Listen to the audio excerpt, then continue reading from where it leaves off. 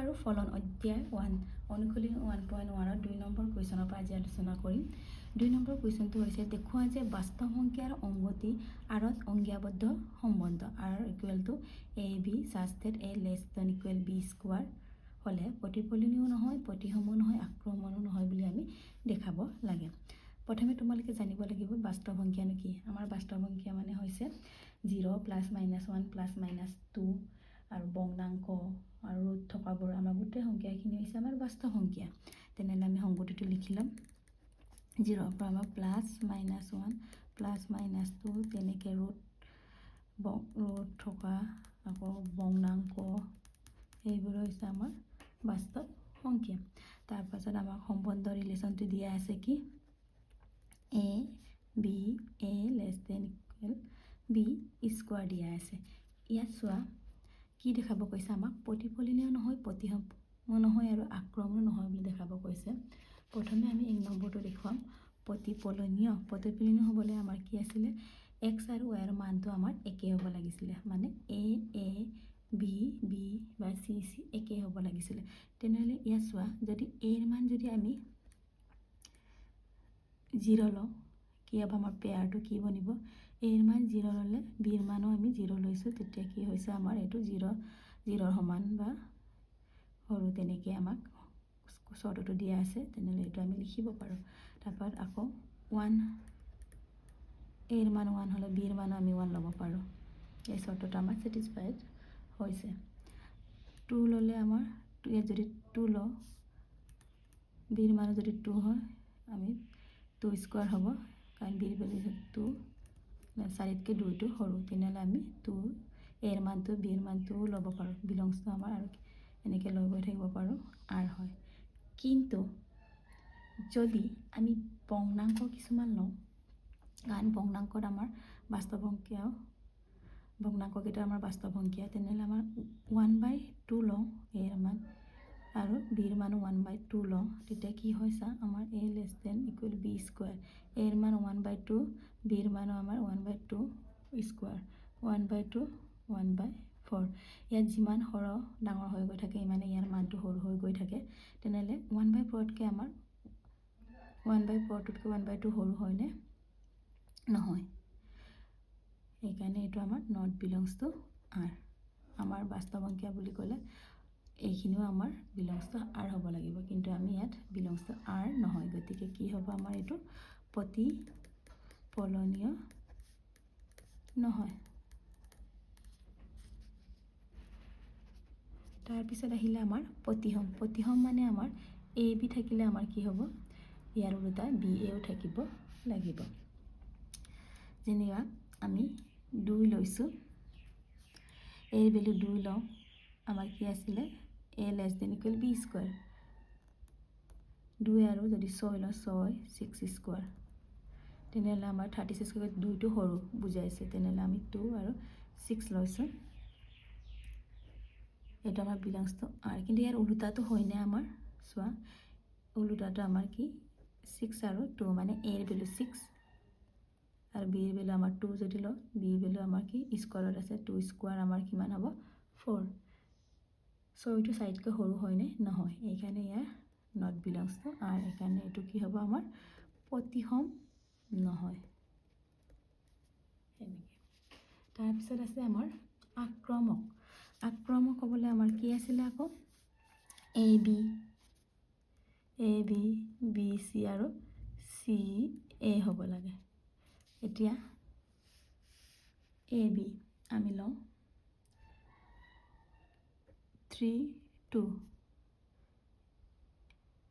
এইটো আমাৰ কি হয় বিলংছ টু r হয়, কাৰণ a ৰ ভেলু 3 b ৰ ভেলু আকৌ b স্কোয়াৰ আছিলে আমাৰ 2 স্কোয়াৰ 4, এইটো আমাৰ 3টো 4তকৈ সৰু বুজাইছে, এইটো হয়।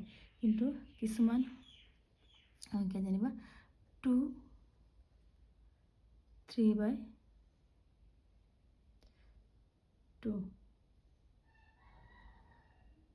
3,3/2 এইটো নট বিলংছ টু r 2,3/2।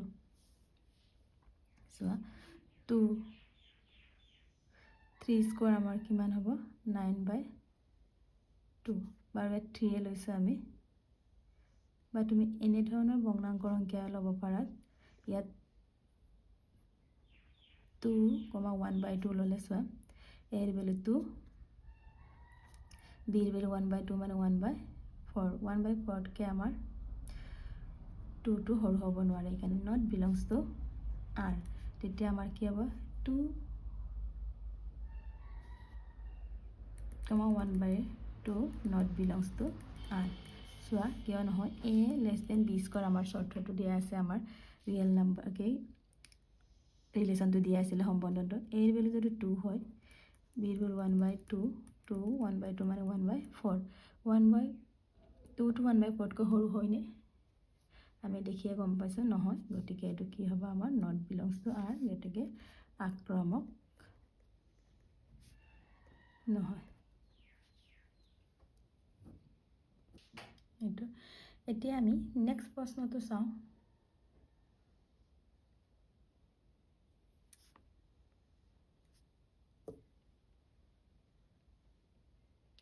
এতিয়া আমাৰ নেক্সট প্ৰশ্নটো কি কৈছে 3,2 belongs to r তোমালকে বেলেগ সংখ্যাও ল'ব পাৰা নিজে ভাবি ল'বা 3,2 belongs to r 2, 1/2 belongs to not belongs to r হয় এনেলে 2 3, 1/2 not belongs to r এটো কেনেকৈ হৈছে বুলি ক'লে তোমালকে চোৱা আৰু এবাৰ দেখাই দিছো যাতে কনফিউজ নহোৱা আমাৰ এইটো শৰ্ত a less than equal b square a ৰ ভ্যালু আমাৰ 3 b ৰ ভ্যালু 1/2 যদি হয় 3 1/4 হল 1 স্কয়ার 1 2 এটো আমাৰ 3 to 1/4 কৈ সৰু হৈ জানো নহয় এখানে এটা আমাৰ আক্ৰমণ নহয় এটো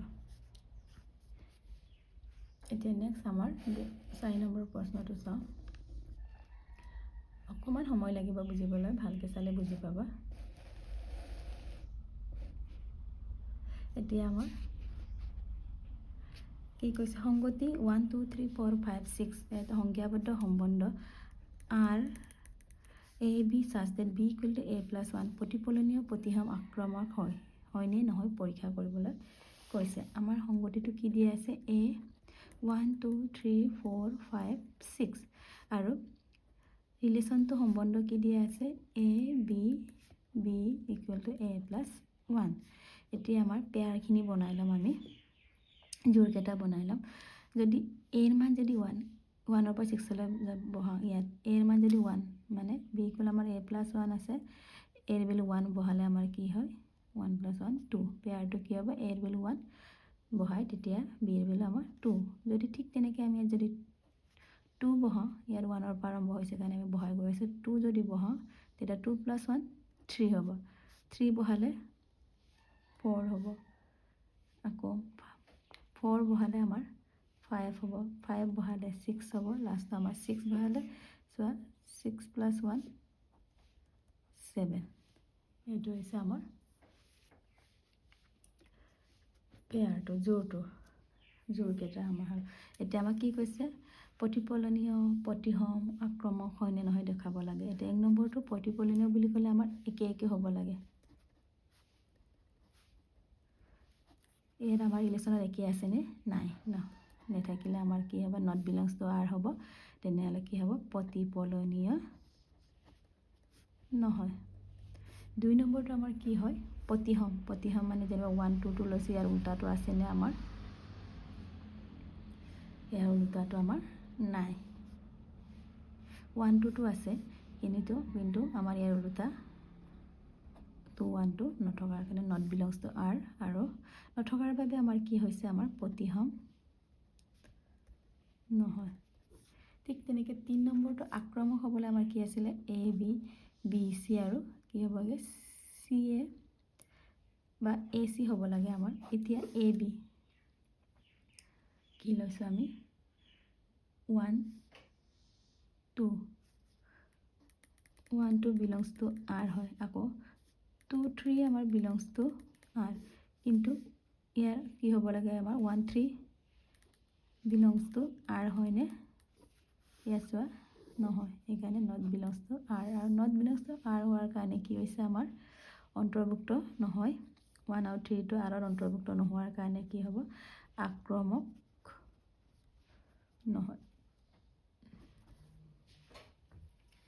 এতিয়া নেক্সট প্ৰশ্নটো চোৱা কি কৈছে 4 নম্বৰটো দেখুৱাই যে আৰত সংজ্ঞাবদ্ধ সম্বন্ধ r equal a b such that a less than equal b প্ৰতিফলনীয় আৰু আক্ৰমক হয় কিন্তু প্ৰতিহম নহয় বুলি আমি দেখাব লাগে এটা আছে সলিউশনটো কি দিয়া আছে আমাক ৰিলেশনটো সম্বন্ধটো a b a less than b আৰু আৰত সংজ্ঞাবদ্ধ সম্বন্ধ আমি পেয়াৰটো বনাই লওঁ 1 1 হ'ব পাৰে আমাৰ 1 1 এৰ ভ্যালু যদি আমি 1 লওঁ b এৰ ভ্যালু 1 ল'ব পাৰো কাৰণ এটো কনসৰ্টটো কি দিছে লেস দেন ইকুৱেল 1 1 ৰ সমান হয় 2 ললো আমি পাৰো কাৰণ এৰ ভ্যালু 2 ললে b এৰ মান আমি 2 কাৰণ লেস দেন ইকুৱেল 2 সমান 2 হ'ব পাৰে 3 তেনেকৈ আৰু আমি 1 ৰ পৰা কি ল'ব পাৰো 1 2 আৰু 2 1 ল'ব নোৱাৰো কাৰণ 2 আৰু এৰ ভ্যালু 2 ললে b এৰ ভ্যালু 1 হলে আমাৰ 1 তকে 2 সৰু হ'ব নোৱাৰে এটো শৰ্তটো নিমিলে তেনেহলে 1 3 আৰু 2 ৰ পৰা আমি 2 3 টো ল'ব পাৰো 2 4 ল'ব পাৰো আকৌ 3 ৰ পৰা আমাৰ 3 4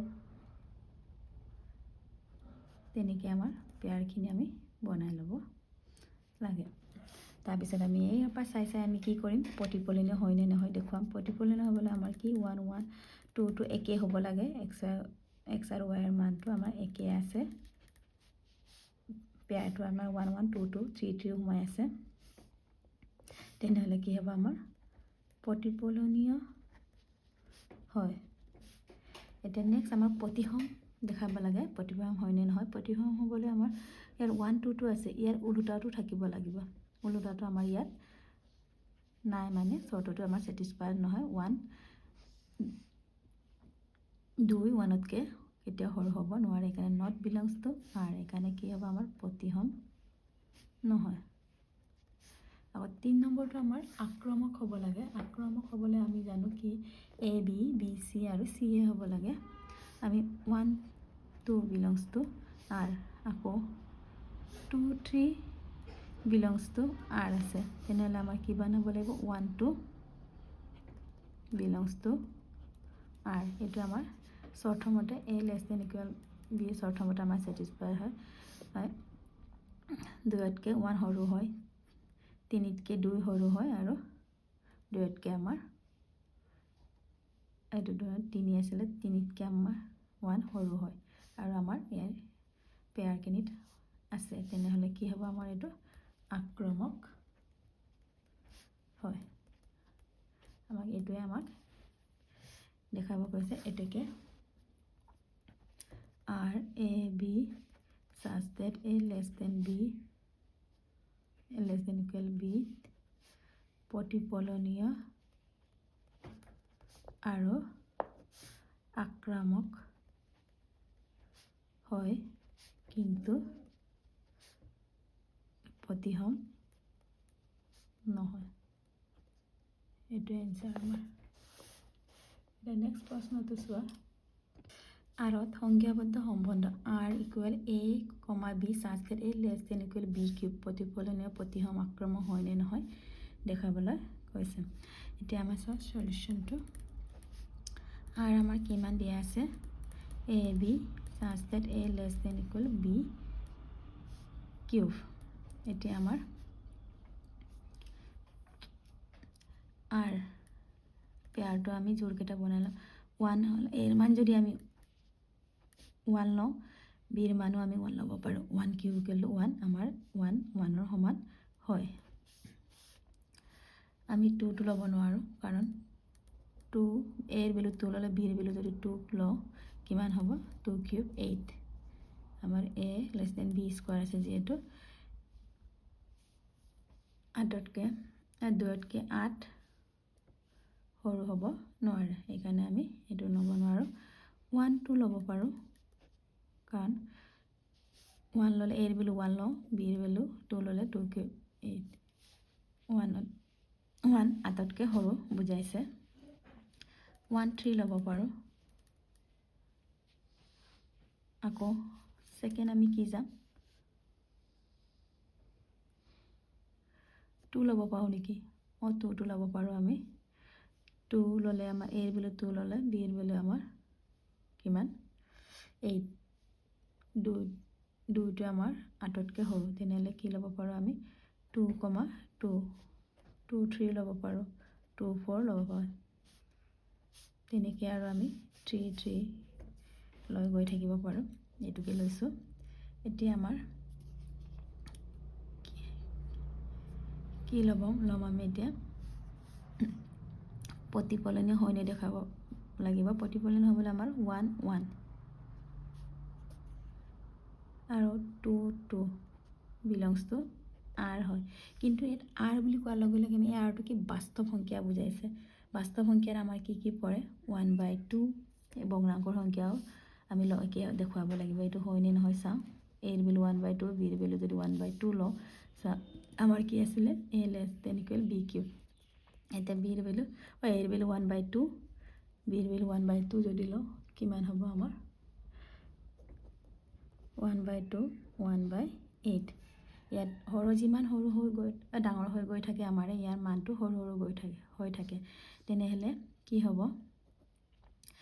1/8টো 1/2তকৈ ডাঙৰ হয় বুলি দেখাইছে ইয়াত, কিন্তু আমাৰ এইটো নহয়। তেনেহ'লে এইটো নট বিলংছ টু r। গতিকে এইটো আমাৰ প্ৰতিফলনীয় নহয়। এইটো মন কৰিবা। অকল গোটা সংখ্যা ল'লেও নহ'ব, আমাৰ r বুলি কোৱাৰ বাস্তৱ সংখ্যা বুলি কোৱাৰ লগে লগে আমাৰ ভগ্নাংকও কৰি দেখুৱাব লাগে। নেক্সট আমাৰ প্ৰতিসম হয়নে নহয় দেখাব লাগে।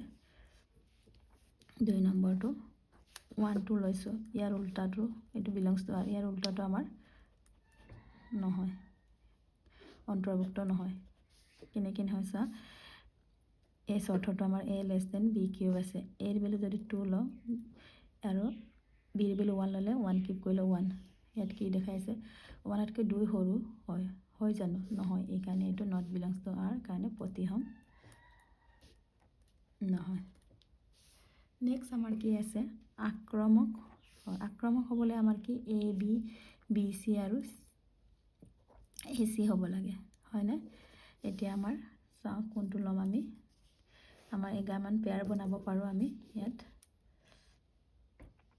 আমি 1 2 লৈছোঁ, belongs two r।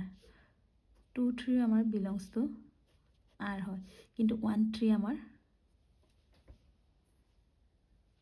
Belongs two হয়। এই চৰ্তটো আমাৰ ছেটিছফাই হৈছে, কিন্তু এইটোতো আমি গোটা সংখ্যা লৈছোঁ, স্বাভাৱিক সংখ্যা। যদি ভগ্নাংকটো আমি দেখাব লাগিব, কাৰণ r হৈছে আমাৰ বাস্তৱ সংখ্যা। বাস্তৱ সংখ্যা গোটেই আমাৰ ভগ্নাংক ৰুট অভাৰ এইবোৰ আমাৰ সংখ্যা সোমাই আছে। তেনেহ'লে চাওঁ, কিন্তু 0 3 বিলংছ টু r হয় আৰু 3 2 বিলংছ টু r।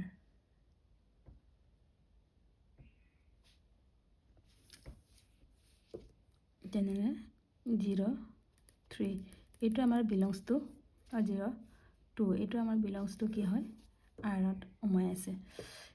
কিন্তু এনেকৈ কিছুমান আছে চোৱা, এইটো যদি আমি ডাঙৰ লওঁ, যেনিবা 10 লৈছোঁ, 10 বিলংছ 10,3 বিলংছ টু r, হয়নে? আকৌ 3 2 বিলংছ টু rত আছে যেনিবা, তেনেহ'লে কি হ'ব 10 বিলংছ টু 2 হয়নে? চাওঁ আমাৰ চৰ্তটো ছেটিছফাইড হয়নে নহয় চাওঁ। a less than equal b cube. ইয়াত যদি a ৰ ভেলু 10 হয়, b ৰ ভেলু 2, কিউব 8 হ'ল এইটো আমাৰ শ্বৰ্টতো হৈছেনে 8তকৈ 10 সৰু হয়নে নহয় এইকাৰণে এইটো নট বিলংছ টু আৰ অকল যদি আৰৰ ঠাইত যদি স্বাভাৱিক সংখ্যা হ'লে কথাই নাছিলে ইয়াত কিন্তু বাস্তৱ হোৱাৰ কাৰণে আমি গোটেইখিনি নিজে মিলাই চাব লগা হয় ইয়াত তোমালোকে ঠিক তেনেকৈ ইয়াত 11,3 বিলংছ টু আৰ হ'ব পাৰে কিন্তু 3,2 যদি লয় তেতিয়াহ'লে আমাৰ 11,2 নট বিলংছ টু আৰ হ'বই এইকাৰণে এইটো কি হ'ব আমাৰ আক্ৰমক নহয় এইটো এনেদৰে আমি দেখুৱাব লাগে অকণমান প্ৰেক্টিছ কৰিব লগা হয় ভালকৈ চাব লগা হয় এইটো লেচন আৰু আমি এনেধৰণৰ প্ৰশ্ন আলোচনা কৰি গৈ থাকিম নেক্সট ভিডিঅ'ত